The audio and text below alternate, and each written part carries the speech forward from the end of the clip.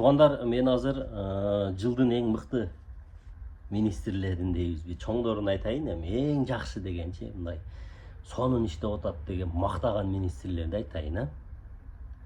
Баягы министрлердин баарында эле, чоңдордун баарында эле Токторбаев жеңишти көрө бербек эле да, баягы оштун мэринчи. Андан ал начар киши. Жакшы кишилер дагы бар. Мына мисалы Бакыт Төрөбаев, өзү министрлер кабинетинин орун басары. Ошол эле учурда айыл чарба багытында кармап, мына азык түлүктүн баасын көзөмөлдөп, антимонополияга тапшырмаларды берип караш керек. 2 жума мурун эттин баасы Ошто 700 сомго чыгып кетти деп ызылдап биз фейсбуктарга жазып чыкканыбызда, 1 жума ошол тапшырма берди эттин баасын түшүргүлө деп. Бирок 1 жуманын ичинде эттин баасы түшпөстөн кайра 720 сомго көтөрүлдү да.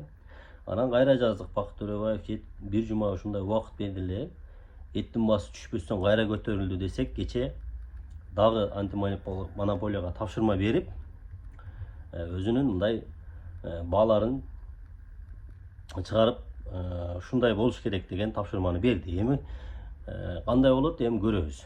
Азыр мен сиздерге экранга чыгарып коем. Ким кайсыл жерде жашаган болсо, эт алганда ошол баага салыштырып, баягы эт саткандардан талап кылыңыздар. Мына ушул суммадан өтпөш керек деген министрликтин өзүнүн антимонополиядан тапшырмалар келген. Ошто мисалы эң арзан, мисалы ноокатта экен 620 сомго чейин болуш керек деген тапшырмалар турат.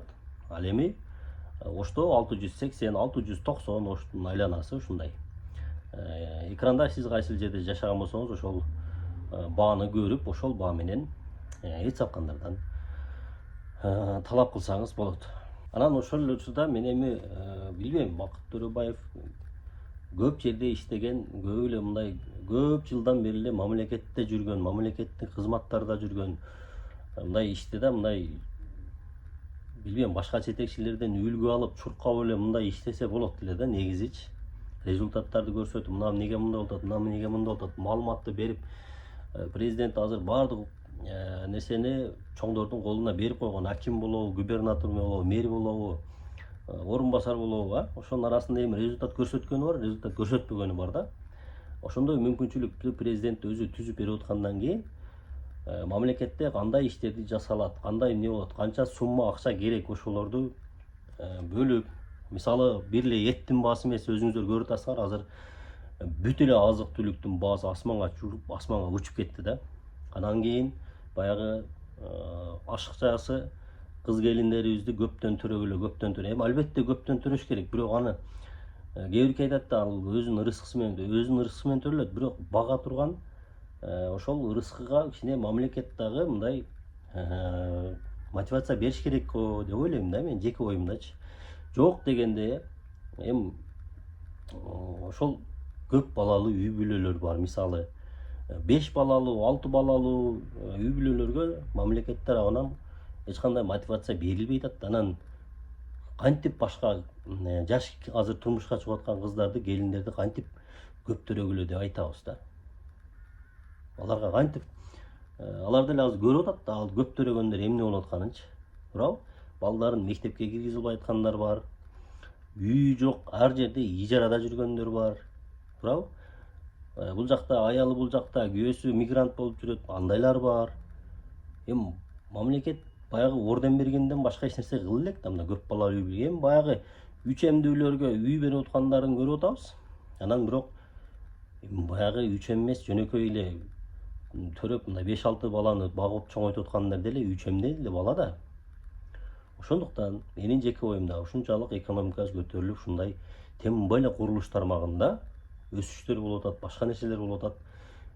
Ошол алдыдагы мына жок дегенде баягы 88-жылдан баштап бул жагына 6 бала төрөгөндөргө, 5 бала төрөгөндөргө мотивация мамлекет бериш керек. Мына ошондо башкалар дагы кызыгат. Мамлекеттен колдоо болот экен да. Эми сөзсүз түрдө бирөөсү айтышы мүмкүн, эми эч ким милдеттүү эмес да сенин балаңа багып бергенге депчи.